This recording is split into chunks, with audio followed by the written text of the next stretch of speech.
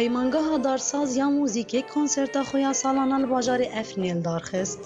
کنسرت به هفکاری نوانده چای کرمنجا چند هنر پیکات. جهنر فلکلوری و یانو جن. خواندکاران دارساز ستران و موزیک خوا سولو و کورال پیشکش کرن. موزیکی ماجی اش حمیر رنگ تیلهایه.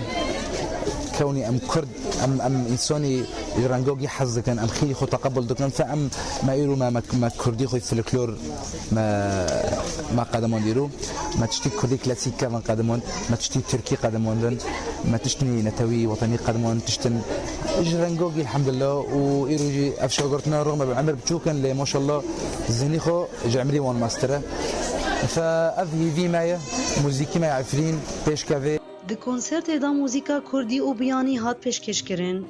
هر وها ستران به زمان جدا هاتن خواندن و د داویا کنسرت دا خواندکاران ستران کنو به سرنا و افرین بوکا ولات ستران.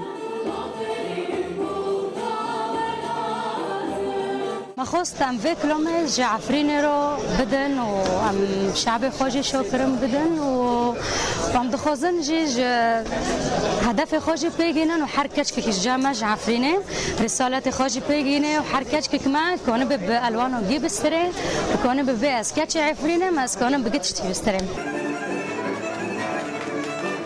حاضرین کنسرت جی پیکف خوشبون کو چالاکین هنری دبن در فتک جبو حسكرين موزيكي سباسيا دار ساز كن سر حفله وحفلك برخوش بي ام وك عفرين مثلا جر حر مثلا این حر دمك امسيك هابه برخوش بي ايرو ماديت يعني تألقك هابي لسر مسرح تفي روشا شر لتفجرا هنري لأفريني ججدبه گری افرین نامای خوش جهان را دبیجه لچیای کرمنج به موزیکا خو ام جیانا خود به اوینداری و آشتی دودومینن.